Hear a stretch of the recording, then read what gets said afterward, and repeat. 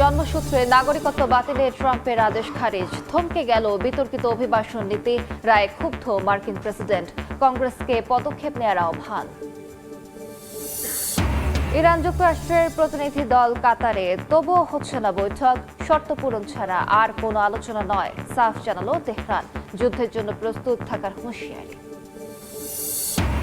পাকিস্তানে কোচিং সেন্টারের ছাদ ধসে 14 শিক্ষার্থী নিহত, আহত আরও 8। ভেনেজুয়েলায় ভূমিকম্পে মৃত্যু বেড়ে 2000, উদ্ধার কাজে ধীরগতির অভিযোগ। তীব্র তাপে পুড়ছে ইউরোপ, বাড়ছে প্রাণহানি, ফ্রান্সে মরদেহ সংরক্ষণে হিমশিম অবস্থা, বন্যায় বিপর্যস্ত ভারত ও চীন, খানায় 12 জনের মৃত্যু। ভয়ঙ্কর সুন্দর ফ্রান্সে বিধ্বস্ত সুইডেন, বিশ্বকাপের নকআউটে সর্বোচ্চ গোলদাতা এখন এমবাপ্পে, 28 বছর পর শেষ 16 নরওয়ে, ইকুয়েডরের বিপক্ষে 2-0 গোলে এগিয়ে মেক্সিকো।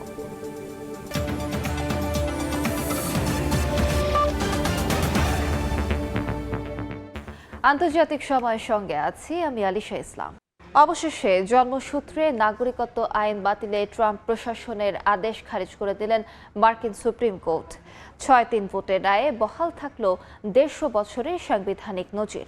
আদালত বলেন, যুক্তরাষ্ট্রে জন্ম নেওয়া শিশুদের নাগরিকত্ব নির্বাহী আদেশে বাতিল করা যাবে না। এ কারণে ট্রাম্পের অন্যতম বিতর্কিত অভিবাসন নীতি কার্যত থমকে গেল। এদিকে সুপ্রিম কোর্টের এই রায় দেশের জন্য খুবই দুর্ভাগ্যজনক উল্লেখ করে পদক্ষেপ নিতে কংগ্রেসকে আহ্বান জানিয়েছেন মার্কিন প্রেসিডেন্ট। যুক্তরাষ্ট্র থেকে বিস্তারিত জানাচ্ছেন লস্কর আল মামুন।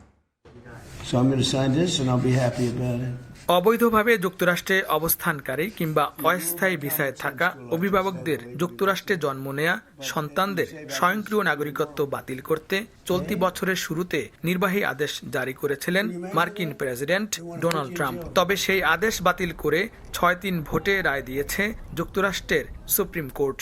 আদালত বলেছেন, জন্মসূত্রে নাগরিকত্ব সংবিধান স্বীকৃত অধিকার এবং তা নির্বাহী আদেশের মাধ্যমে সীমিত করা যায় না। প্রধান বিচারপতি জন রবার্টস সংখ্যাগরিষ্ঠ মতামতে বলেন, যেসব বাবা মা অবৈধভাবে বা সাময়িকভাবে যুক্তরাষ্ট্রে অবস্থান করছেন তাদের সন্তানরাও মার্কিন সংবিধান অনুযায়ী জন্মের সঙ্গে সঙ্গেই নাগরিক। তিনি গৃহযুদ্ধ পরবর্তী সময়ে পাশ হওয়া সংবিধানের 14 সংশোধনীর ইতিহাস তুলে ধরে বলেন, এই সংশোধনী যুক্তরাষ্ট্রে জন্মগ্রহণকারী প্রত্যেক ব্যক্তির নাগরিকত্ব নিশ্চিত করেছে। রায়ে তিনি লিখেছেন, নাগরিকত্ব তখনও এবং এখনও অধিকারের অংশ। আদালত 1998 সালের ঐতিহাসিক যুক্তরাষ্ট্র বনাম ওং কিম আর্ক মামলার নজিরও বহাল রাখেন, যেখানে অভিবাসী পরিবারের যুক্তরাষ্ট্রে জন্ম নেয়া সন্তানের নাগরিকত্বের স্বীকৃতি পেয়েছিল। বিচারপতিদের মতে সংবিধানের ভাষা এ বিষয়ে এতটাই স্পষ্ট যে এটি পরিবর্তনের একমাত্র উপায় সংবিধান সংশোধন, যা মার্কিন ইতিহাসে মাত্র 27 বার হয়েছে। এ কারণে সুপ্রিম কোর্টের এই রায়ের পর জন্মসূত্রে নাগরিকত্ব বাতিলে ট্রাম্প প্রশাসনের আর কার্যকর কোনো নির্বাহী পথ থাকছে না। রায়ের বিপক্ষে মত দেন রক্ষণশীল 3 বিচারপতি ক্লারেন্স থমাস, নীল গরসাস ও স্যামুয়েল এলিটো। তাদের দাবি, 14 সংশোধনীর ব্যাখ্যা অতিরিক্ত বিস্তৃত করা হয়েছে এবং এটি তথাকথিত ব্যর্থ ট্যুরিজমেরও সুযোগ তৈরি করেছে। তবে সংখ্যাগরিষ্ঠ বিচারপতিরা সেই যুক্তি নাকচ করে 150 বছরের সাংবিধানিক নজির বহাল রাখেন। বিশ্লেষকদের মতে এটি ট্রাম্পের অভিবাসন নীতির অন্যতম বড় আইনি পরাজয় এবং জন্মসূত্রে নাগরিকত্ব বাতিলের প্রচেষ্টার কার্যত শেষ অধ্যায়। এদিকে আদালতের এই রায়ের সমালোচনা করেছেন মার্কিন প্রেসিডেন্ট ডোনাল্ড ট্রাম্প। যুক্তরাষ্ট্রের জন্য এটি দুঃখজনক সিদ্ধান্ত উল্লেখ করে মার্কিন জন্মসূত্রে নাগরিকত্ব বাতিল করতে কংগ্রেসকে আহ্বান জানিয়েছেন তিনি। লস্কর আল মামুন, সময় সংবাদ, যুক্তরাষ্ট্র। মার্কিন প্রেসিডেন্টের ক্ষমতা আরও বাড়িয়ে দিল সুপ্রিম কোর্ট। 90 বছরের পুরনো রায় বাতিল করে ফেডারেল সংস্থার প্রধানদের অপসারণে ট্রাম্পের পক্ষে নতুন করে রায় দিয়েছেন বিচারপতিরা। সোমবার দেয়া এই রায়ে সুপ্রিম কোর্ট জানায়, প্রেসিডেন্ট নির্বাহী ক্ষমতা সম্পন্ন নিয়ন্ত্রক সংস্থার প্রধানদের অপসারণ করতে পারবেন। এর মাধ্যমে 1935 সালের একটি ঐতিহাসিক আইনি সিদ্ধান্ত বাতিল করে ফেডারেল ট্রেড কমিশনের কমিশনার রেবেকা স্লটারকে বরখাস্তে ট্রাম্পের সিদ্ধান্ত বহাল রাখা হয়। তবে আলাদা এক রায়ে ফেডারেল রিজার্ভের গভর্নর লিসা কুককে অপসারণের ট্রাম্পের সিদ্ধান্ত আপাতত স্থগিত করেন বিচারপতিরা। আদালত জানায় তাকে অপসারণের ক্ষেত্রে যথাযথ প্রক্রিয়া অনুসরণ করা হয়নি। যৌন নিপীড়ন ও মানহানির মামলায় মার্কিন প্রেসিডেন্ট ডোনাল্ড ট্রাম্পের আপিল খারিজ করে দিয়েছেন যুক্তরাষ্ট্রের সুপ্রিম কোর্ট। সোমবার ট্রাম্পের করা আপিল শুনতে রাজি হননি সুপ্রিম কোর্ট। এর ফলে 2022 সালের মামলায় জুরি বোর্ডের রায় অনুযায়ী ক্যারলকে $50 লাখ ক্ষতিপূরণ পরিশোধ করতে হবে ট্রাম্পকে। ক্যারলের অভিযোগ, 1990-এর দশকের নিউ ইয়র্কের একটি ডিপার্টমেন্ট স্টোরে তাকে যৌন নিপীড়ন করেছিলেন ট্রাম্প। পরে সেই অভিযোগ অস্বীকার করে তাকে মানহানিও করেন ট্রাম্প, যদিও ট্রাম্প বরাবরই অভিযোগ অস্বীকার করে আসছেন। এদিকে 2019 সালে দায়ের করা আরেকটি মানহানি মামলায় ট্রাম্পের বিরুদ্ধে $8.30 লাখ রায়ও বহাল রয়েছে। সুদসহ দুই মামলায় ক্যারলের কাছে ট্রাম্পের মোট দেনার পরিমাণ $10 কোটি বেশি।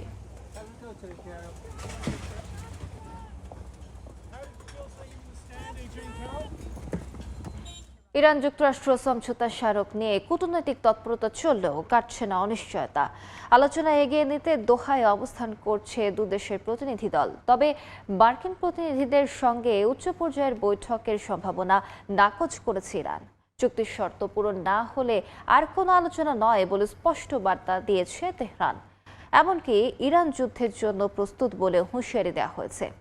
এদিকে লেবাননে হিজবুল্লাহর হুমকি দূর না হওয়া পর্যন্ত সেনা প্রত্যাহার না করার ঘোষণা দিয়েছেন ইসরায়েলের প্রধানমন্ত্রী। ইরান যুক্তরাষ্ট্র সমঝোতা স্মারকের পরবর্তী ধাপ নিয়ে আলোচনায় কাতারের রাজধানী দোহায় অবস্থান করছে দুদেশের প্রতিনিধি দল। তবে তেহরান স্পষ্ট জানিয়েছে মার্কিন প্রতিনিধিদের সঙ্গে কোনো উচ্চ পর্যায়ের বৈঠক নির্ধারিত হয়নি, বরং তাদের কারিগরি প্রতিনিধি দল কাতারের মাধ্যমে অর্থ ছাড়সহ সমঝোতা বাস্তবায়নের বিষয়গুলো নিয়ে কাজ করছে।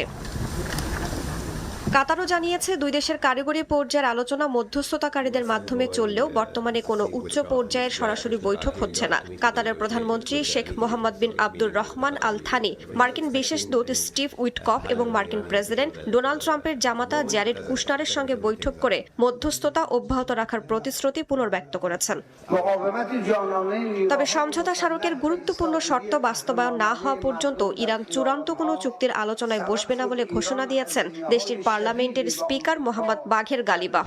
এসব শর্তের মধ্যে রয়েছে লেবাননের সংঘাত বন্ধ, হরমুজ প্রণালীতে মার্কিন নৌ অবরোধ প্রত্যাহার, 7 দিনের জন্য বাণিজ্যিক জাহাজ চলাচল নিশ্চিত করা, ইরানের তেল রপ্তানিতে ছাড় এবং জব্দ করা ইরানি অর্থ ছাড়। তিনি সতর্ক করে বলেন, আলোচনা বাস্তবায়িত না হলে যুদ্ধের জন্য প্রস্তুত রয়েছে ইরান। একই সঙ্গে হরমুজ প্রণালীতে নিজেদের সার্বভৌম অধিকারের প্রশ্নে কোনো আপোষ করা হবে না বলেও জানান তিনি। এদিকে লেবানন সীমান্তে উত্তেজনা কমার কোনো ইঙ্গিত দিচ্ছে না ইসরায়েল। দক্ষিণ লেবানন সফরে প্রধানমন্ত্রী বিনিয়ামিন নেতানিয়াহু বলেন, হিজবুল্লাহর হুমকি পুরোপুরি দূর না হওয়া পর্যন্ত সেখানে ইসরায়েলি সেনা অবস্থান করবে। সেনাদের যে কোনো হুমকির বিরুদ্ধে তাৎক্ষণিক ব্যবস্থা নেওয়ার নির্দেশও দিয়েছেন তিনি। রাইসা জান্নাত, সময় সংবাদ। আন্তর্জাতিক সময় আরো থাকছে। গাজায় যুদ্ধবিরতির তোয়াক্কা না করে ফের ইসরায়েলের হামলা, শিশুসহ নিহত 2, আহত 19। 75% কৃষি জমি ক্ষতিগ্রস্ত, বলছে জাতিসংঘ স্থায়ী যুদ্ধবিরতির আহ্বান শিরের।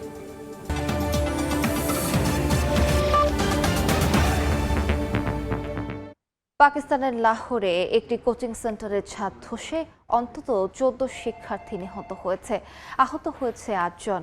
স্থানীয় সময় মঙ্গলবার কোচিং সেন্টারের 2য় তলার ছাদ ধসে এ দুর্ঘটনা ঘটে। ধ্বংসস্তূপের নিচে কেউ আটকা পড়ছে কিনা এমন আশঙ্কায় উদ্ধার অভিযান চালাচ্ছেন উদ্ধারকর্মীরা। নিম্নমানের উপাদান ব্যবহার করায় 2য় তলার ছাদ ধসে পড়েছে বলে প্রাথমিকভাবে ধারণা করা হচ্ছে। এর মধ্যে কোচিং সেন্টারের মালিক সহ 2 জনকে আটক করা হয়েছে। মর্মান্তিক এই ঘটনায় শোক প্রকাশ করেছেন পাকিস্তানের প্রেসিডেন্ট আসিফ আলী জারদারি ও প্রধানমন্ত্রী শাহবাজ শরীফ। ভবিষ্যতে এ ধরনের দুর্ঘটনা ঠেকাতে কার্যকর নিরাপত্তা ব্যবস্থা নিশ্চিত করার আহ্বান জানিয়েছেন তিনি।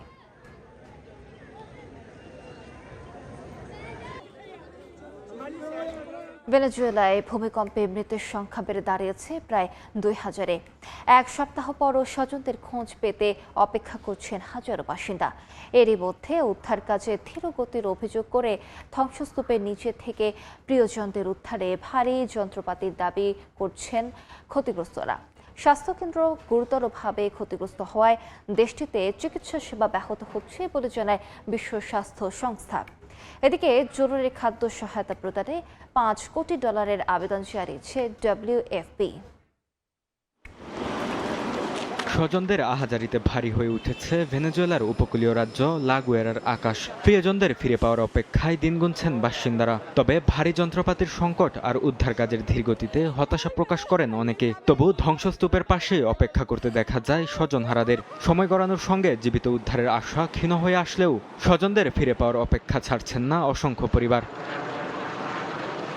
অপেক্ষমান পরিবারের ক্ষোভ চরমে পৌঁছায় যখন স্থানীয়রা ভারী উদ্ধার যন্ত্র বহনকারী একটি ট্রাক আটকে দেন। তাদের দাবি অন্যত্র নয়, আগে এই এলাকাতেই আটকে পড়াদের উদ্ধারে কাজ করতে হবে। নিখোঁজ মেয়েকে খুঁজতে থাকা এক বাসিন্দা জানান, তিনি নিজেই মেয়েকে আংশিকভাবে ধ্বংসস্তূপ থেকে বের করতে পেরেছেন। তবে প্রয়োজনীয় যন্ত্রপাতির অভাবে উদ্ধার অভিযান শেষ করা সম্ভব হচ্ছে না। ওরা এখানে শুধু ছবি তুলতে এসেছে, আমাদের কোনো সাহায্য করে না, এমনকি দুর্যোগ কবলিত এলাকাতেও ঢুকতে দেয় না। আমাদের কোনো যন্ত্রপাতিও দিচ্ছে না, অথচ আমাদের পরিবারের সদস্যরা এখনো ধ্বংসস্তূপের নিচে আটকে আছেন। আফটারশেকের প্রভাব এবং পর্যাপ্ত ভারী সরঞ্জামের অভাবে অনেক গুরুত্বপূর্ণ এলাকায় উদ্ধার কাজে ধীরগতির কারণে স্থানীয় বাসিন্দারাই বাধ্য হয়ে নিজেদের উদ্যোগে ধ্বংসস্তূপ সরানোর চেষ্টা করছেন। এদিকে ভূমিকম্পের এক সপ্তাহ না পেরুতেই ভেনেজুয়েলার স্বাস্থ্য ব্যবস্থা মারাত্মক চাপে পড়েছে বলে জানিয়েছে বিশ্ব স্বাস্থ্য সংস্থা। তাদের তথ্য মতে অন্তত 3টি স্বাস্থ্যকেন্দ্র গুরুতরভাবে ক্ষতিগ্রস্ত হয়েছে এবং 6টি কেন্দ্র আংশিকভাবে চালু রয়েছে। হাসপাতালগুলোতে রোগীর চাপ বাড়ায় ব্যাহত হচ্ছে চিকিৎসা সেবা। একই সঙ্গে বাস্তুচ্যুত মানুষের মধ্যে ইয়েলো ফিভার ও ডেঙ্গুর মতো রোগ ছড়িয়ে পড়ার আশঙ্কাও বাড়ছে। বরকতুল্লাহ, সময় সংবাদ। ইউরোপে এখনও তীব্র দাবদাহে পড়ছে বিভিন্ন দেশ।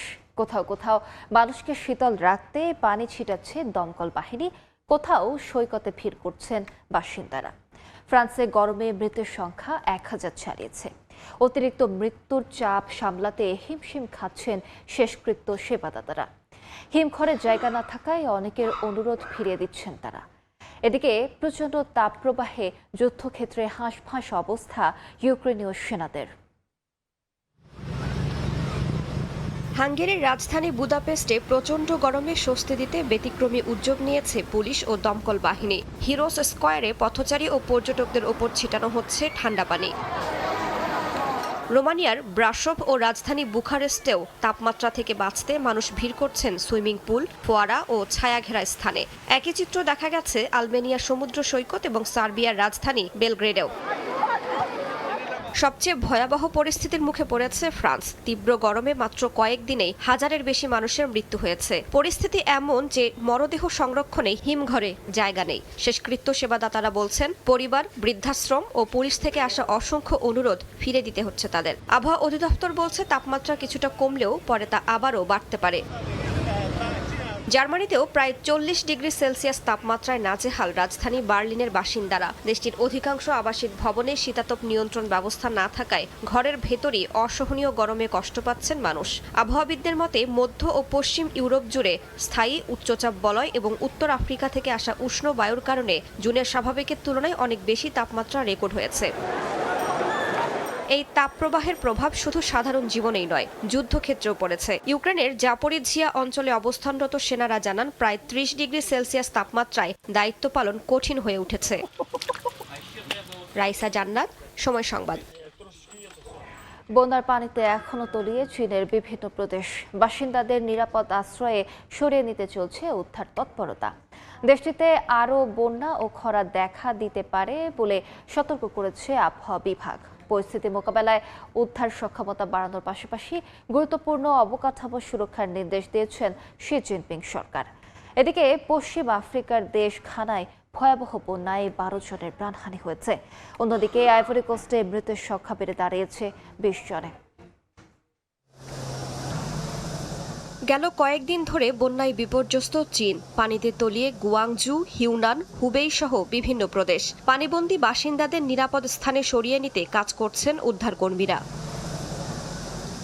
মঙ্গলবার চীনে বন্যা ও খরার ঝুঁকি মোকাবেলায় উচ্চ পর্যায়ের বৈঠক করেন দেশটির প্রেসিডেন্ট শি জিনপিং। বৈঠকে চলতি মৌসুমে আরও বেশি চরম আবহাওয়ার আশঙ্কা প্রকাশ করা হয়। মানুষের জীবন রক্ষাকে সর্বোচ্চ অগ্রাধিকার দিয়ে বড় নদী ও হ্রদে বন্যা নিয়ন্ত্রণ, খরা মোকাবিলা, জরুরি উদ্ধার সক্ষমতা বাড়ানোর পাশাপাশি কৃষি ও গুরুত্বপূর্ণ অবকাঠামো সুরক্ষার নির্দেশ দেওয়া হয়।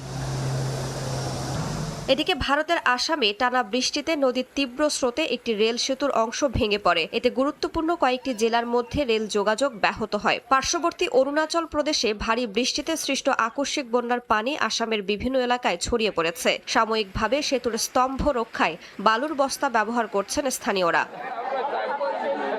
পশ্চিম আফ্রিকার ঘানা ও আইভরি কোস্টেও টানা বর্ষণে ভয়াবহ বন্যা দেখা দিয়েছে। ঘানার রাজধানী আক্রায় ঘরবাড়ি ও সড়ক তলিয়ে গেছে। বন্যায় বেশ কয়েকজনের প্রাণহানিও হয়েছে। উদ্ধার করা হয়েছে 4 শতাধিক মানুষকে। ঘানার প্রেসিডেন্ট জানান, এবারের বৃষ্টিপাত গত বছরের সর্বোচ্চ একদিনের বৃষ্টির তুলনায় কয়েক গুণ বেশি ছিল। জলবায়ু পরিবর্তনের বিরূপ প্রভাবের পাশাপাশি অবৈধ স্থাপনা ও পানি প্রবাহের পথ দখলও বন্যার কারণ বলে স্বীকার করেছে দেশটির সরকার। আইভরি কোস্টেও ভারী বৃষ্টিতে মৃত্যুর খবর পাওয়া গেছে। দুই দেশেই অব্যাহত রয়েছে উদ্ধার ও ত্রাণ কার্যক্রম। রাইসা জান্নাত, সময় সংবাদ। এদিকে রাশিয়ার উরাল অঞ্চলেও টানা বৃষ্টিতে বন্যা দেখা দিয়েছে। এতে সড়ক যোগাযোগ ব্যাহত হয়ে পড়ে, ক্ষতিগ্রস্ত হয়েছে বহু বাড়িঘর। কর্তৃপক্ষ জানিয়েছে, চলতি জুনে মধ্য উরাল অঞ্চলে স্বাভাবিকের প্রায় 3 গুণ বৃষ্টিপাত রেকর্ড করা হয়েছে, যা গত 40 বছরের মধ্যে সর্বোচ্চ।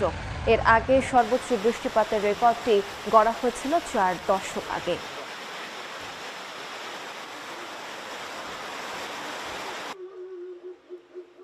এবার ফিফা বিশ্বকাপের খবর। প্রত্যাশিতভাবে রাউন্ড অফ 16 নিশ্চিত করল আসরের হট ফেভারিট ফ্রান্স। একের পর এক আক্রমণের তোড়ে সুইডেনকে ভাসিয়ে 3-0 গোলের ব্যবধানে জয় দেশমের দলের। জোড়া গোল করে এবারের বিশ্বকাপে মেসির সর্বোচ্চ 6 গোল স্পর্শ করেছেন কিলিয়ান এমবাপ্পে। একই সঙ্গে বিশ্বকাপের নকআউট পর্বে সর্বোচ্চ গোলের মালিক এখন ফরাসি দলনেতা। ফ্রান্সের পক্ষে আরেক গোল এসেছে বারকোলার পা থেকে। এই ফ্রান্সকে থামাবে কে? আর যেই হোক, সুইডেন হয়তো নয়, সেটা অনুমেয় ছিল। গেল 3 ফিফা বিশ্বকাপে সবচেয়ে সফল এবং ধারাবাহিক দল দিদিয়ের দেশমের লে ব্লুজ আরও একবার শিরোপার পথে অপ্রতিরোধ্য। তারা সহজ প্রতিপক্ষকে নিয়ে একরকম ছেলে খেলা করে সাবেক বিশ্ব চ্যাম্পিয়নরা। এবারের বিশ্বকাপে ছোট দলগুলো যেভাবে অঘটনের জন্ম দিচ্ছে, তাতে সতর্ক না থেকে উপায় নেই কোনো দলেরই। হট ফেভারিট ফ্রান্সও ব্যতিক্রম নয়। শুরু থেকে সুইডিশদের পাত্তা দেয়নি ফরাসিদের রক্ষণ। সুইডিশরা যে রক্ষণাত্মক ফুটবল খেলবে সেটা ধারণাই ছিল। ফরমেশনেও জামাট ছিল তাদের রক্ষণ। তবে এমবাপে, দেমবেলে, বারকোলা, অলিসেরা যে দলে আছে, তাদের রুখে কোন দল? যদিও প্রথম গোলের দেখা পেতে অপেক্ষা করতে হয়েছে 45 মিনিট। প্রথমার্ধের শেষ মুহূর্তে স্কোর করেন কিলিয়ান এমবাপে। 1-0 এগিয়ে বিরতিতে যায় দেশম বাহিনী। বিরতি থেকে ফিরে আবারও আক্রমণাত্মক। আগের ম্যাচে হ্যাটট্রিক করা ওসমান দেমবেলে এদিন ছিলেন কিছুটা ফ্লপ। গোলের দেখা পাননি তিনি। সতীর্থরা ঠিকই পুষিয়ে নিয়েছেন। 53 মিনিটে লিড দ্বিগুণ করে 2018 বিশ্ব চ্যাম্পিয়নরা। এবার স্কোরার বারকোলা। গোল করতে অ্যাসিস্ট করেন অলিসে। গোল্ডেন বুটের দৌড়ে সমান তালে এগুচ্ছেন 3 ফুটবলার, মেসি, এমবাপে ও হালান্ড। আগের ম্যাচেই স্কোর করে এবারের বিশ্বকাপে 5 গোলের সংখ্যা স্পর্শ করেছেন হালান্ড। এমবাপে কেন পিছিয়ে থাকবেন? ফরাসি গোল মেশিন করলেন জোড়া গোল। ছাপিয়ে গেলেন হালান্ডকে, স্পর্শ করলেন লিওনেল মেসিকে। 74 মিনিটে অলিসের পাস থেকে আরও 1 গোল কিলিয়ানের। 3-0 লিড নেয় ফ্রান্স। সেই সঙ্গে গোল্ডেন বুটের লড়াইটা জমিয়ে তুললেন এই মহাতারকা। পিছিয়ে পড়ে ম্যাচে ফেরার চেষ্টা করেছে সুইডেন। তবে ফ্রান্সের রক্ষণের সামনে খুব একটা সুবিধা করতে পারেননি তারা। শেষ পর্যন্ত 3-0 গোলের জয় দিয়ে রাউন্ড অফ 16 নিশ্চিত করল ফ্রান্স, যেখানে তাদের প্রতিপক্ষ জার্মানিকে বিদায় করা প্যারাগুয়ে। বারবার গোল মিসের মহড়া, তারপরেও ৩-০ গোলে ফরাসিদের অবিস্মরণীয় বিজয়। আর এবারের বিশ্বকাপে মেসির সঙ্গে সমান সংখ্যক সর্বোচ্চ গোলদাতা কিলিয়ান এমবাপ্পে। আর মাত্র ১ গোলে পিছিয়ে রয়েছে বিশ্বকাপের ইতিহাসে সর্বোচ্চ গোলদাতা হিসেবে। তার সামনে এখন একমাত্র প্রতিদ্বন্দ্বী Messi. Hasanuzzaman Saki, Somoy Sangbad, MetLife Stadium, New York, New Jersey, যুক্তরাষ্ট্র। সুইডিশদের বিপক্ষে ভয়ঙ্কর রূপে হাজির ফরাসিরা। নকআউট পর্বে ফ্রান্সের দানবীয় পারফরমেন্সে খুশি ভক্তরাও।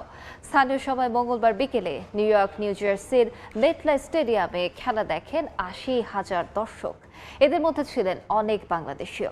যুক্তরাষ্ট্রের দর্শকদের খবর জানাচ্ছেন হাসানুজ্জামান সাকি। বিশ্বকাপের ইতিহাসে প্রথম মুখোমুখি ফ্রান্স সুইডেন। ফলাফল ব্ল্যাক গোল্টের জালে লা ব্লুজদের ৩ গোল। ভাগ্যদেবী বোধহয় খুব একটা সুপ্রসন্ন ছিল না ফ্রান্সের পক্ষে। ব্যবধানটা অবশ্য ৫-০ হতে পারত। অনেকে অবশ্য এটাকে বলছেন ফরাসি বিপ্লব। তবে বিপ্লব না হোক, এমবাপ্পে, অলিসে, ডেম্বেলে অন্তত এই ত্রয়ীর সামনে দাঁড়াতেই পারেনি ভিক্টর ইসাকরা। মঙ্গলবার নিউ ইয়র্ক, নিউ জার্সির ম্যাটলাইফ স্টেডিয়ামে বিধ্বংসী ফুটবল দেখেছে ১.৫ লাখেরও বেশি দর্শক। ইট ওয়াজ ফ্যাবুলাস, খুবই ভালো খেলা ছিল, অনেক মজা করছি আমরা। হ্যাঁ, আর ফ্রান্সে যে ৩টা গোল দিল, এটা মানে অনেক মজা করছি আমরা। আনবিলিভেবল। গ্রুপ পর্বে টানা জয় নিয়ে নকআউট পর্বে এসেছিল ফ্রান্স। অন্যদিকে তৃতীয় হওয়া দলগুলোর একটি হিসেবে কোনো রকমে নকআউটে আসে সুইডেন। তাই এই ফলাফলটা হয়তো প্রত্যাশিতই ছিল। তবুও বিশ্বকাপ বলে কথা।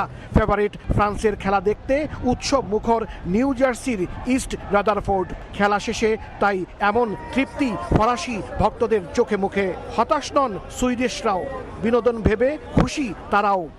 অনেক ভালো লেগেছে। I was supporting France and Mbappe won, so I'm really happy. অনেক সুন্দর খেলা হয়েছে, এমবাপ্পের খেলা, এবং টোটাল খেলাটাই খুব ভালো লাগছে। সার্থক হয়েছে আসাটা। আমি ভার্জিনিয়া থেকে আসছি এই খেলাটা দেখার জন্য। It's a little bit sad, but we could see France play some more. They were just dominant. Great, man. It's a fun game.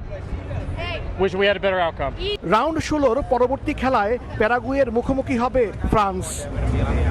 ১৯৯৮ সালের বিশ্বকাপে প্যারাগুয়ের মুখোমুখি হয়েছিল ফ্রান্স। সে খেলায় ১ গোলে জিতেছিল ফ্রান্স। আর এখন পর্যন্ত 5 বার তারা মুখোমুখি হয়েছে, তার মধ্যে 3 বারই জিতেছে দিদিয়ের দেশমের শিষ্যরা, আর 2 বার হয়েছে ড্র। এখন পরবর্তী খেলায় প্যারাগুয়ের বিপক্ষে কি ফলাফল হয় তার উত্তর দেবে ফিলাডেলফিয়া স্টেডিয়াম। আর এর জন্য অপেক্ষা করতে হবে ৫ জুলাই পর্যন্ত। Hasanuzzaman Saki, Somoy Sangbad, MetLife Stadium, New York, New Jersey, যুক্তরাষ্ট্র। ফ্রান্সের দাপুটে জয়ে প্যারিসে উৎসবে মেতেছেন সমর্থকরা। কিলিয়ান এমবাপ্পের দুর্দান্ত পারফরমেন্স এবার শিরোপা পুনরুদ্ধারের স্বপ্ন প্যারিসবাসীর। জয়ের এই ধারা তারা অব্যাহত রাখবেন শেষ পর্যন্ত, এই আশা সেখানকার দর্শকদের। ফ্রান্সের প্যারিস থেকে আরও জানাচ্ছেন লুৎফর রহমান বাবু। বিশ্বকাপে প্রথমবারের মতো মুখোমুখি হয় ফ্রান্স সুইডেন। তবে সুইডেনের জন্য এই মুখোমুখি হওয়াটা খুব একটা সুখকর ছিল না। ৩-০ গোলের ব্যবধানে পরাজিত হয়ে তারা এবারের বিশ্বকাপ থেকে বিদায় নেয়। ম্যাচের শুরুতে ফ্রান্স খুব একটা ছন্দে না থাকলেও মিনিট ২০ পরে ফ্রান্স ছন্দে ফিরে। পুরো খেলায় বল অনেকটা ফ্রান্সের দখলেই ছিল। ফরাসি ফুটবল দলের রাজপুত্র কিলিয়ান এমবাপ্পে প্রথমার্ধের শেষের দিকে ৪৫ মিনিটে প্রথম গোল আসে তার পা থেকে। আর দ্বিতীয়ার্ধের শুরুতেই বাকুরা আরেক গোল করে ফ্রান্সকে এগিয়ে নিয়ে যান। এর মধ্যেই সুইডেনও মরিয়া হয়ে ওঠে গোল পরিশোধের জন্য। বার কয়েক চেষ্টা করেও তারা ব্যর্থ হয়। ৭৪ মিনিটে দ্বিতীয় গোল করেন কিলিয়ান এমবাপ্পে। তার জোড়া গোলে ৩-০ গোলের ব্যবধানে জয় নিয়ে মাঠ ছাড়ে ফ্রান্স। এদিকে এদিনও রাজধানী প্যারিসের ফ্যানজোন, বার ও রেস্টুরেন্টগুলিতে ছিল ফরাসি ফুটবল সমর্থকদের উপচে পড়া ভিড়। প্রতিটি গোলেই তারা উচ্ছ্বাস আর উল্লাস প্রকাশ করেছেন, চিৎকার করেছেন। যদিও প্রথমার্ধের ১৯ মিনিট পর্যন্ত সুইডেনের গোলকিপারকে পরাস্ত করা অনেক কষ্টকর ছিল, প্রথম গোলের পরেই কিন্তু ফ্রান্স তাদের ছন্দ ফিরে পেয়েছে। সুইডেনের বিরুদ্ধে নকআউট পর্বে ৩-০ গোলের ব্যবধানে জয়ের পর উল্লাস প্রকাশ করেছেন ফরাসি ফুটবল সমর্থকরা। তাদের প্রত্যাশা তৃতীয়বারের মতো বিশ্বকাপ নিয়ে ঘরে ফিরবে দ্বিতীয় দেশের দল। খেলা দেখে এত ভালো লাগছে যে পুরো 90 মিনিট এত উচ্ছ্বাসে গেছে। আমি খেলা দেখার আগেই ভাবছি যে আজকে ফ্রান্স জিতবেই। এবারের বিশ্বকাপে হট ফেভারিট ফ্রান্স নকআউট পর্বে 3-0 গোলের ব্যবধানে সুইডেনকে পরাজিত করে শেষ 16তে জায়গা করে নিয়েছে। তৃতীয়বারের মতো বিশ্বকাপ নিয়ে তারা ঘরে ফিরবে এমন প্রত্যাশায় এখানকার ফরাসি ফুটবল সমর্থকদের। ফ্রান্সের প্যারিস থেকে মোহাম্মদ লুৎফুরমান বাবু, সময় সংবাদ। রূপকথা যাত্রায় রাউন্ড অফ 16-এ আর্লিং হাল্যান্ডের নরওয়ে। রাউন্ড অফ 32-তে ম্যাচে আইভরি কোস্টকে 2-1 গোলে হারিয়েছে ব্রাজিলের সঙ্গী হয়েছে ভাইকিংসরা। দলের হয়ে জয় সূচক গোল করেন গোল মেশিন হাল্যান্ড। একই সঙ্গে বিশ্বকাপে লিওনেল মেসির পর বিশ্বকাপের সর্বোচ্চ গোলদাতার তালিকায় দ্বিতীয় স্থানে আছে ওই নরওয়েজিয়া। বিশ্বকাপে নরওয়ের যাত্রাটা রূপকথা বললে ভুল হবে না। দীর্ঘ 28 বছর অপেক্ষা করতে হয়েছে মেগা ইভেন্টে আবারও জায়গা পেতে। দেশটিতে আছে এক গোল মেশিন আর্লিং হাল্যান্ড, যার বদৌলতে বিশ্বমঞ্চে এসে একরকম অপ্রতিরোধ্য ভাইকিংসরা। যে যাত্রায় তারা বিদায় করেছে আইভরি কোস্টকে, নিজেদের বিশ্বকাপ ইতিহাসে তৃতীয়বারের মতো জায়গা করে নিয়েছে রাউন্ড অফ 16-এ। ডালাসের রাতটা অবশ্য একেবারে সহজ ছিল না নরওয়েজিয়ানদের জন্য। আফ্রিকার প্রতিনিধি আইভরি কোস্ট চ্যালেঞ্জ নিয়েছে প্রতিপক্ষের, যদিও শুরু থেকে সতর্ক ছিল দুই দলই। তবে 39 মিনিটে আর্লিংটনের নিস্তব্ধতা ভাঙেন তরুণ তারকা অ্যান্তনিও নুসা। দারুণ ফিনিশিংয়ে স্কোর করেন এই ফুটবলার। প্রথমার্ধে 1-0 গোলে লিড নিয়ে বিরতিতে যায় ভাইকিংস।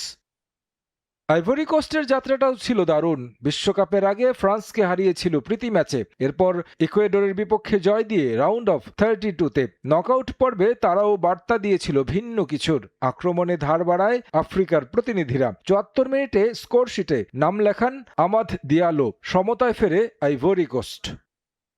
এরপর সুযোগ তৈরি করেছিল দুই দলই। বল দখল কিংবা ম্যাচ কন্ট্রোলে লড়াইটা ছিল সমান। তবে বড় ম্যাচে পার্থক্য যে গড়ে দেন বড় ফুটবলাররাই, সেটাই করে দেখালেন আর্লিং হাল্যান্ড। ম্যাচটা যখন যাচ্ছিল অতিরিক্ত সময়ের দিকে, তখন দৃশ্যপটে ম্যানচেস্টার সিটি তারকা ওডেগার্ডের আক্রমণ থেকে তৈরি হওয়ার সুযোগ থেকে আলতো টোকায় গোল করেন হাল্যান্ড। উৎসবে ফেটে পড়ে গোটা স্টেডিয়াম। 2-1 লিড নেয় নরওয়েজিয়ানরা। বিশ্বকাপে এখন পর্যন্ত 5 গোল করেছেন তিনি, 6 গোল করেছেন লিওনেল মেসি। তবে আত্মবিশ্বাস হারায়নি আইভরি কোস্ট। লড়াই করে গেছে শেষ পর্যন্ত। যোগ করার সময়ে দারুণ কয়েকটি আক্রমণ করলেও নরওয়ে গোলরক্ষকের নৈপুণ্যতায় সমতায় ফেরা হয়নি তাদের। 2-1 গোলের জয়ে রাউন্ড অফ 16-এ পা রাখল নরওয়ে, যেখানে তাদের প্রতিপক্ষ 5 বারের বিশ্ব চ্যাম্পিয়ন ব্রাজিল, যে দলটার বিপক্ষে কখনোই হারেনি নরওয়ে। 4 বারের দেখায় 2টি জয় ও 2টি ড্র রয়েছে ভাইকিংসদের। আর ম্যাচ শেষে তাদের চিরচেনা ভাইকিংস উদযাপন। গোটা স্টেডিয়ামের দর্শকদের নিয়ে বাদ্যযন্ত্রের সঙ্গে ভাইকিংসদের মতো উল্লাসে মাতেন হাল্যান্ডরা। তারেক হাসান শিমুল, সময় সংবাদ। গাজায় যুদ্ধবিরতিকে বৃদ্ধাঙ্গুলি দেখিয়ে হামলা অব্যাহত রেখেছে ইসরায়েলি বাহিনী। উপত্যকায় নতুন করে হামলায় শিশুসহ 2 ফিলিস্তিনি নিহত হয়েছেন। আহত হয়েছেন অন্তত 19 জন। জাতিসংঘ বলছে গাজার প্রায় 75% কৃষি জমি ক্ষতিগ্রস্ত হয়েছে। ধ্বংসস্তূপের মাঝেও স্বাভাবিক জীবনে ফেরার চেষ্টা করছেন ফিলিস্তিনিরা। এদিকে জাতিসংঘের নিরাপত্তা পরিষদের বৈঠকে গাজায় স্থায়ী যুদ্ধবিরতির আহ্বান জানিয়েছে চীন। যুদ্ধবিরতির পরও প্রায় প্রতিদিনই গাজাবাসীর ঘুম ভাঙে ইসরায়েলি বোমার শব্দে। গাজার উত্তরাঞ্চলের বেইত লাহিয়া থেকে শুরু করে দক্ষিণের খান ইউনিস বিভিন্ন এলাকায় নতুন করে ইসরায়েলি হামলার অভিযোগ উঠেছে। গাজার সিভিল ডিফেন্স জানিয়েছে বেইত লাহিয়ায় ইসরায়েলি হামলায় শক্তিশালী বিস্ফোরণ ঘটে। মঙ্গলবার আল মাওয়াসি এলাকায় একটি বৈদ্যুতিক বাইক লক্ষ্য করে ড্রোন হামলায় বেশ কয়েকজন ফিলিস্তিনি হতাহত হন। এছাড়া জাবালিয়া ও গাজা সিটির শেখ রাদওয়ান এলাকাতেও পৃথক ড্রোন হামলার খবর পাওয়া গেছে। এসব ঘটনায় তাৎক্ষণিক কোনো মন্তব্য করেনি ইসরায়েলি সেনাবাহিনী। খান ইউনিসে হামলার পর ধ্বংসস্তূপে ছড়িয়ে ছিটিয়ে থাকা তাঁবু ও ব্যক্তিগত জিনিসপত্রের মধ্যে স্বজনদের খুঁজতে দেখা যায় বাস্তুচ্যুত পরিবারগুলোকে। অবিরাম যুদ্ধের মাঝেও স্বাভাবিক জীবনে ফেরার চেষ্টা করছেন গাজার মানুষ। যুদ্ধের সময় ধ্বংস হয়ে যাওয়া একটি রন্ধন শিল্প একাডেমি নতুন জায়গায় আবারও চালু হয়েছে। বিদ্যুৎ সংকট, জ্বালানি ও কাঁচামালের তীব্র অভাব সত্ত্বেও তরুণীরা পেশাগত প্রশিক্ষণ নিচ্ছেন। জাতিসংঘের তথ্য অনুযায়ী গাজার প্রায় ৭৫% কৃষিজমি ক্ষতিগ্রস্ত হয়েছে। প্রায় ৮০% মানুষ এখনও বাস্তুচ্যুত এবং অধিকাংশ জনগণ তীব্র খাদ্য সংকটে রয়েছেন।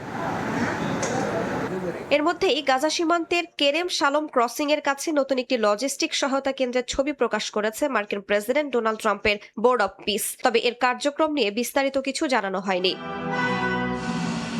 এদিকে গাজায় স্থায়ী যুদ্ধবিরতির আহ্বান জানিয়েছে চীন। জাতিসংঘের নিরাপত্তা পরিষদের বৈঠকে দেশটির স্থায়ী প্রতিনিধি বলেন, গাজায় ২ মিলিয়নের বেশি মানুষ ধ্বংসস্তূপের মধ্যে চরম মানবিক সংকটে দিন কাটাচ্ছেন। যুদ্ধবিরতি কার্যকর হলেও গাজায় এখনো প্রকৃত শান্তি ফেরেনি। ইসরায়েলের বিমান হামলা ও সামরিক অভিযান অব্যাহত রয়েছে। অপরিহার্য সরঞ্জামের তীব্র সংকট, নাজুক স্যানিটেশন ব্যবস্থা এবং মানবিক বিপর্যয়ের মধ্যে ধ্বংসস্তূপে টিকে থাকার লড়াই চালিয়ে যাচ্ছেন ২০ লাখের বেশি ফিলিস্তিনি। গাজায় যুদ্ধবিরতি কার্যকর হওয়ার পরও গত ৮ মাসে ১,০০০-এর বেশি ফিলিস্তিনি নিহত হয়েছেন বলে বিভিন্ন তথ্য থেকে জানা গেছে। রাইসা জান্নাত, সময় সংবাদ। গাজায় ইসরায়েলি হামলায় পড়ে গেছে বাস্তুচ্যুত ফিলিস্তিনিদের তাঁবু। ঘনবসতিপূর্ণ এলাকা হওয়ায় মুহূর্তেই ছড়িয়ে পড়ে আগুন। বাসিন্দাদের অভিযোগ, সাধারণ নাগরিকদের লক্ষ্যবস্তুতে পরিণত করছে দখলদাররা। ইসরায়েলি বর্বরতায় আর কিছুই যেন হারানোর নেই বাস্তুচ্যুত ফিলিস্তিনিদের। সবশেষ দখলদারদের হামলায় নিজেদের অস্থায়ী তাঁবু হারিয়েছেন দক্ষিণ গাজার খান ইউনিসের বাসিন্দারা। যুদ্ধবিধ্বস্ত গাজায় যা তাদের একমাত্র মাথাগোজার ঠাঁই। বাসিন্দারা জানান, ঘনবসতিপূর্ণ এলাকা হওয়ায় বিমান হামলার পর মুহূর্তে ছড়িয়ে পড়ে আগুন। পুড়ে যায় বেশ কয়েকটি তাঁবু। নারী, শিশু ও প্রতিবন্ধী সহ অসংখ্য পরিবার খোলা আকাশের নিচে রাত কাটাতে বাধ্য হন। তাদের অভিযোগ, হামলার লক্ষ্যবস্তু হিসেবে দেখানো যায় এমন কোনো সশস্ত্র উপস্থিতি সেখানে ছিল না। এলাকাটিতে কোনো যোদ্ধা না থাকলেও সাধারণ মানুষকেই লক্ষ্যবস্তু করা হচ্ছে বলে জানান তারা। আমাদের সব জিনিসপত্র শেষ হয়ে গেছে। আপনারা দেখতেই পাচ্ছেন, শত শত পরিবার তাদের তাঁবু হারিয়ে খোলা আকাশের নিচে রাত কাটিয়েছে। কিন্তু কেন এই হামলা চালানো হলো? আপনারা কি এখানে কিছু দেখতে পাচ্ছেন? কিছুই নেই। ইহুদিরা শুধু আমাদের কষ্ট দিতে চায়। ২ মিলিয়নের বেশি গাজাবাসীর বড় একটি অংশ এখন উপকূল জুড়ে গড়ে ওঠা অস্থায়ী তাঁবুতে বসবাস করছেন। যুদ্ধবিরতি কার্যকর থাকলেও উপত্যকায় থেমে নেই ইসরায়েলের ধারাবাহিক হামলা, যা ক্রমেই বাড়াচ্ছে মানবিক সংকট। বরকতুল্লাহ, সময় সংবাদ। আন্তর্জাতিক সময় আরো থাকছে। মস্কো কিয়েভের পাল্টাপাল্টি হামলায় উত্তপ্ত যুদ্ধক্ষেত্র। রুশ তেল শোধনাগারে একের পর এক আক্রমণে জ্বালানি সংকটে রাশিয়া। প্রতিবেশী রোমানিয়াতে ইসরায়েলের রাজনীতিতে বদলে যাচ্ছে সমীকরণ। প্রধানমন্ত্রী বেনিয়ামিন নেতানিয়াহুর নিয়োগ দেয়া সাবেক সেনাপ্রধান গাদি আইজেনকট এখন আবির্ভূত হয়েছেন তার বড় প্রতিদ্বন্দ্বী হিসেবে। টিভি চ্যানেল 12-এর জরিপে প্রধানমন্ত্রী হিসেবে উপযুক্ত কে, এমন প্রশ্নে ৩৮% উত্তরদাতা আইজেনকটের পক্ষে মত দিয়েছেন। নেতানিয়াহুকে সমর্থন করেছেন ৩৬%। এমন বাস্তবতায় নির্বাচনের আগে প্রতিদ্বন্দ্বীকে ঘিরে প্রচারণা আরও জোরদার করেছে নেতানিয়াহুর লিকুদ পার্টি। অক্টোবরে অনুষ্ঠিতব্য ইসরায়েলের পার্লামেন্ট নির্বাচনের আগে প্রচারণার কেন্দ্রবিন্দুতে উঠে এসেছেন সাবেক সেনাপ্রধান গাদি আইজেনকট। একসময় সাবেক প্রধানমন্ত্রী নাফতালি বেনেতকে নেতানিয়াহুর প্রধান প্রতিদ্বন্দ্বী মনে করা হলেও এখন সেই জায়গা দখল করেছেন গাদি আইজেনকট। সবশেষ জনমত জরিপে তার দল ইয়াশার ক্ষমতাসীন লিকুদের খুব কাছাকাছি অবস্থানে থাকার তথ্য উঠে এসেছে। 1 বছরেরও কম সময় আগে গঠিত আইজেনকটের ইয়াশার দল এখন জনমত জরিপে দ্রুত এগোচ্ছে। ইসরায়েলি টেলিভিশন চ্যানেল 12-এর জরিপে দেখা গেছে নেসেটের লিকুদ পার্টি পেতে পারে 23টি আসন, আর আইজেনকটের ইয়াশার 21টি। এছাড়া বেনেত লাপেদ জোট পেতে পারে 18টি আসন। প্রধানমন্ত্রী হিসেবে কাকে বেশি উপযুক্ত মনে করেন, এমন প্রশ্নে 38% উত্তরদাতা আইজেনকটের পক্ষে মত দিয়েছেন। নেতানিয়াহুকে সমর্থন করেছেন 36%। অন্যান্য জরিপেও প্রায় একই ধরনের চিত্র উঠে এসেছে, যা দীর্ঘদিন পর নেতানিয়াহুকে শক্তিশালী রাজনৈতিক প্রতিদ্বন্দ্বীর মুখোমুখি হওয়ার ইঙ্গিত দিচ্ছে। আইজেনকটের জনপ্রিয়তার আঁচ পড়েছে নেতানিয়াহুর দলের উপর। সম্প্রতি সামাজিক মাধ্যমে এআই প্রযুক্তিতে তৈরি ভিডিও প্রকাশ করে লিকুদ পার্টি দাবি করে আরব দলগুলোর সমর্থন ছাড়া আইজেনকট সরকার গঠন করতে পারবেন না। বিশ্লেষকদের মতে নির্বাচনের আগে অ্যান্টি আরব ইস্যুকেই আবারও সামনে আনছে নেতানিয়াহুর দল। 2015 সাল থেকে 19 সাল পর্যন্ত ইসরায়েলের সেনাপ্রধান ছিলেন আইজেনকট। পরে রাজনীতিতে যোগ দিয়ে যুদ্ধকালীন মন্ত্রিসভার সদস্য হন। তবে গাজা যুদ্ধের কৌশল নিয়ে সরকারের সমালোচনা করে মন্ত্রিসভা ছাড়তে হয় তাকে। যুদ্ধে নিজের ছেলে ও 2 ভাতিজাকে হারানোর ঘটনা তার প্রতি জনসমর্থন আরও বাড়িয়েছে বলে মনে করছেন বিশ্লেষকরা। রাজনৈতিক বিশ্লেষকদের মতে জনপ্রিয়তা বাড়লেও আইজেনকটের জন্য সবচেয়ে বড় চ্যালেঞ্জ থাকবে সরকার গঠন। ইসরায়েলের বিভক্ত রাজনৈতিক বাস্তবতায় বিভিন্ন মতাদর্শের দল নিয়ে জোট গঠন সহজ হবে না বলেও মত তাদের। নাসরিন রুমি, সময় সংবাদ। ইউক্রেন রাশিয়া পাল্টাপাল্টি হামলা আরও তীব্র হচ্ছে। ইউক্রেনে রুশ হামলায় 2 জন নিহত এবং 15 জন আহত হয়েছেন। অন্যদিকে মস্কোয় কিয়েভের আক্রমণে 2 জন নিহতের খবর পাওয়া গেছে। রাশিয়ার তেল শোধনাগারগুলোকে লক্ষ্যবস্তু করায় জ্বালানি সংকটও তীব্র আকার ধারণ করেছে। এদিকে যুদ্ধের প্রভাব ছড়িয়ে পড়েছে প্রতিবেশী রোমানিয়াতেও। রুশ ড্রোনের ধ্বংসাবশেষ নিষ্ক্রিয়ের দাবি করেছে দেশটি। মঙ্গলবার ইউক্রেনের জাপোরিঝিয়ায় রাশিয়ার গ্লাইড বোমা হামলায় বেশ কয়েকজন হতাহত হন। স্থানীয় গভর্নর জানান মাত্র 1.5 ঘন্টার মধ্যে শহরটিতে 7টি গ্লাইড বোমা নিক্ষেপ করা হয়। অন্যদিকে রাশিয়ার মস্কোয় পাল্টা আক্রমণ চালায় ইউক্রেনও। ইউক্রেনীয় ড্রোন হামলায় একটি বাড়িতে ধ্বংসাবশেষ পড়ে শিশুর মৃত্যুর খবর পাওয়া গেছে। বেলগোরদ অঞ্চলেও পৃথক ড্রোন হামলায় নিহতের দাবি করেছে স্থানীয় গণমাধ্যম। এদিকে ইউক্রেনের ধারাবাহিক ড্রোন হামলায় রাশিয়ার তেল শোধনাগারগুলো ক্ষতিগ্রস্ত হওয়ায় দেশটিতে জ্বালানির সংকট আরও তীব্র হচ্ছে। বিভিন্ন অঞ্চলে জ্বালানি রেশনিং, পেট্রোল পাম্পে দীর্ঘ লাইন এবং রফতানি নিয়ন্ত্রণের মতো পদক্ষেপ নিতে হয়েছে কর্তৃপক্ষকে। বিশ্লেষকদের মতে যুদ্ধ যত দীর্ঘ হচ্ছে ততই এর প্রভাব যুদ্ধক্ষেত্রের বাইরে অর্থনীতি, জ্বালানি নিরাপত্তা ও আঞ্চলিক স্থিতিশীলতার উপর আরও স্পষ্ট হয়ে উঠছে। এদিকে যুদ্ধের প্রভাব রাশিয়ার সীমান্ত ছাড়িয়ে প্রতিবেশী রোমানিয়াতেও পৌঁছেছে। দেশটির প্রতিরক্ষা মন্ত্রণালয় জানায় ইউক্রেন সীমান্তবর্তী একটি গ্রামে রুশ ড্রোনের ধ্বংসাবশেষ নিরাপদে বিস্ফোরণ ঘটিয়ে নিষ্ক্রিয় করা হয়েছে। চলতি বছর অন্তত 15 বার রুশ ড্রোন রোমানিয়ার আকাশসীমা লঙ্ঘন করেছে। গত মে মাসে একটি ড্রোন দেশটির আবাসিক ভবনে আঘাত হানলে 2 জন আহত হন। রাইসা জান্না, সময় সংবাদ। ইউক্রেন যুদ্ধের নতুন এক চিত্র উঠে এসেছে পাখির বাসায়। যুদ্ধক্ষেত্রে ছড়িয়ে থাকা ড্রোনের ফাইবার অপটিক কেবল দিয়েই বাসা বানাচ্ছে পাখি। ইউক্রেনের প্রায় 1200 কিলোমিটার দীর্ঘ যুদ্ধ সীমা জুড়ে ছড়িয়ে রয়েছে ড্রোন পরিচালনায় ব্যবহৃত fibre optic cable. Electronic jamming এড়াতে ইউক্রেন ও রাশিয়ার সেনারা এসব কেবল ব্যবহার করে হামলাকারী ড্রোন নিয়ন্ত্রণ করছে। যুদ্ধ শেষে ফেলে রাখা কেবলগুলো এখন গাছ, মাঠ ও বসতবাড়ির ছাদে ছড়িয়ে ছিটিয়ে রয়েছে। 2টি পাখির বাসায় দেখা গেছে শুকনো ঘাসের পাশাপাশি ব্যবহার করা হয়েছে এসব ফাইবার অপটিক কেবল। গবেষকদের মতে এটি শুধু পাখিদের অভিযোজনের উদাহরণ নয়, বরং দীর্ঘস্থায়ী যুদ্ধ কিভাবে প্রকৃতি ও পরিবেশের ওপর প্রভাব ফেলছে তারও এক ব্যতিক্রমী প্রতিচ্ছবি। বর্তমানে ইউক্রেনের যুদ্ধক্ষেত্রে ড্রোনের সবচেয়ে গুরুত্বপূর্ণ অস্ত্রে পরিণত হয়েছে।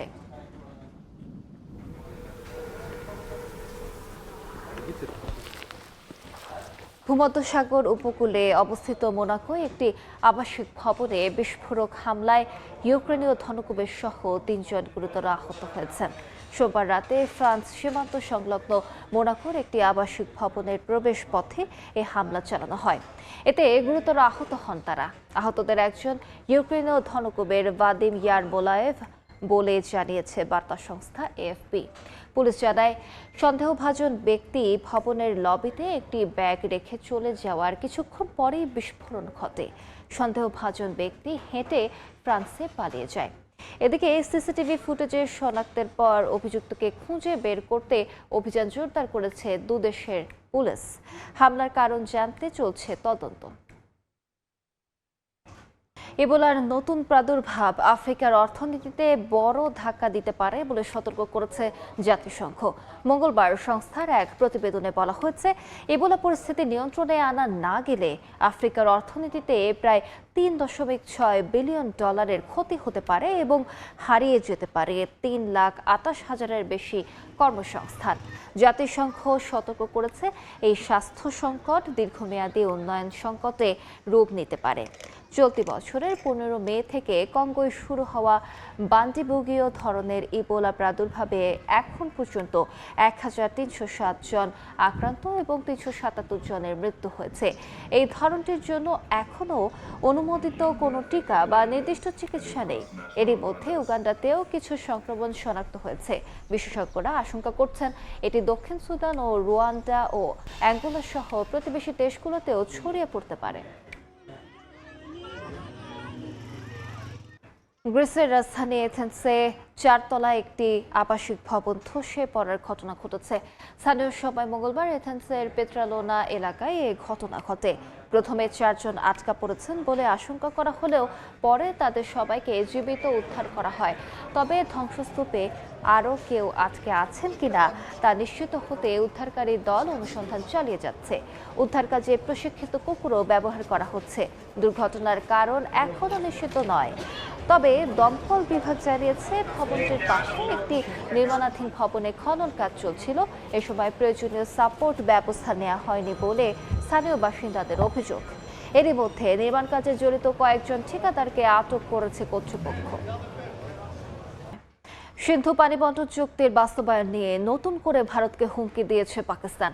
এক সংবাদ সম্মেলনে সিন্ধু নদীর পানির ভাগ যারা দিচ্ছে না তাদের হাত কেটে নেয়ার হুঁশিয়ারি দিয়েছেন পাকিস্তানের জলবায়ু বিষয়ক মন্ত্রী মুসাদ্দিক মালিক। हम तो ऐलान कर चुके हैं कि जो हमारे पानी पे हाथ डालेगा हम वो हाथ ही काट देंगे। हम तो ये ऐलान कर चुके हैं और सिर्फ ऐलान नहीं कर चुके, 2 मरतबा 1-1.5 साल में दिखा चुके हैं कि अगर किसी ने हाथ डाला तो हम हाथ काट देंगे। প্রবাসীদের জন্য ওয়ার্ক পারমিট সংশোধনের সুযোগ আরও 6 মাস বাড়ালো সৌদি সরকার।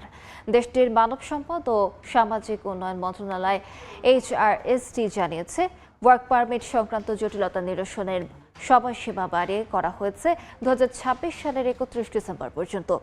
নতুন সিদ্ধান্তে দীর্ঘদিন মেয়াদোত্তীর্ণ ওয়ার্ক পারমিটধারী এবং নির্ধারিত সময়েও পারমিট না পাওয়া কর্মীরাও সংশোধনের সুযোগ পাবেন। রিয়াদ থেকে আরিফুর রহমানের রিপোর্ট। সৌদি প্রবাসীদের ওয়ার্ক পারমিট সংক্রান্ত জটিলতা সমাধানে আগে 30 জুন পর্যন্ত সময় দিয়েছিল সৌদি মানব সম্পদ ও সামাজিক উন্নয়ন মন্ত্রণালয়। তবে নতুন সিদ্ধান্তে সেই সময়সীমা বাড়িয়ে করা হয়েছে 2026 সালের 31 ডিসেম্বর পর্যন্ত। সংশ্লিষ্টরা বলছেন, হাজারো প্রবাসীর জন্য এটি বৈধ কর্মসংস্থানে ফিরে আসার বড় সুযোগ। বিশেষ করে যাদের ওয়ার্ক পারমিট 12 মাসের বেশি আগে মেয়াদ উত্তীর্ণ হয়েছে বা চাকরিতে যোগদানের 6 মাস পরও পারমিট পাননি, তারাও এখন সংশোধনের আবেদন করতে পারবেন।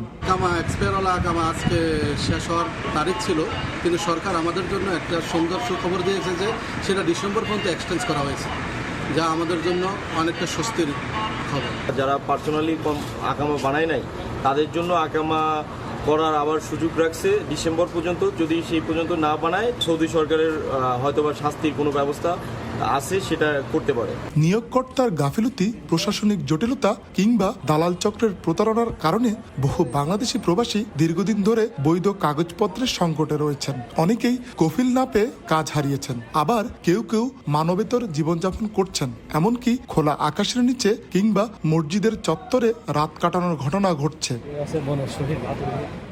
এদিকে যারা বৈধভাবে দেশে ফিরতে চান তাদের প্রয়োজনীয় আইনি ও কনসুলার সহায়তা দিতে প্রস্তুত রয়েছে বাংলাদেশ দূতাবাস। সময়সীমার মধ্যে প্রয়োজনীয় প্রক্রিয়া সম্পন্ন করলে সর্বোচ্চ সহযোগিতা করা হবে। আপনি দ্রুত ডিসেম্বরের 31 তারিখের আগেই হয় ট্রান্সফার হয়ে যান অথবা বৈধভাবে দেশে চলে যান। দেশে চলে যাওয়ার জন্য যদি দূতাবাসে আসেন, যেটাকে আপনারা আউটপাস বলে থাকেন বা স্পেশাল এক্সিট প্রোগ্রাম, ইকামা এক্সপায়ারদের জন্য সেটা সেই সুবিধাটা গ্রহণ করতে পারেন। অর্থাৎ আপনি বৈধভাবে সৌদি আরবে থাকলেও বৈধভাবে থাকেন, অথবা সৌদি আরব থেকে বের হলেও বৈধভাবে বের হন। প্রবাসীদের আশা সময়সীমা বাড়ানোর এই সিদ্ধান্তে অনেকেই আবার বৈধতার আওতায় ফিরে আসতে পারবেন। এতে কর্মসংস্থানে স্থিতিশীলতা বাড়বে, কমবে গ্রেপ্তার ও আইনি জটিলতার ঝুঁকি। আরিফুর রহমান, সময় সংবাদ, সৌদি আরব। আন্তর্জাতিক সময়ের শীর্ষ সংবাদগুলো জানিয়ে দিচ্ছে আরেকবার। জন্মসূত্রে নাগরিকত্ব বাতিলে ট্রাম্পের আদেশ খারিজ। থমকে গেল বিতর্কিত অভিবাসন নীতি, রায়ে ক্ষুব্ধ মার্কিন প্রেসিডেন্ট। কংগ্রেসকে পদক্ষেপ নেওয়ার আহ্বান। ইরান যুক্তরাষ্ট্রের প্রতিনিধি দল কাতারে, তবুও হচ্ছে না বৈঠক। শর্ত পূরণ ছাড়া আর কোনো আলোচনা নয়, সাফ জানালো তেহরান। যুদ্ধের জন্য প্রস্তুত থাকার হুঁশিয়ারি। ভয়ঙ্কর সুন্দর ফ্রান্সে বিধ্বস্ত সুইডেন। বিশ্বকাপের নকআউটে সর্বোচ্চ গোলদাতা এখন এমবাপ্পে। 28 বছর পর শেষ 16 নরওয়ে ইকুয়েডরের বিপক্ষে 2-0 গোলে এগিয়ে মেক্সিকো।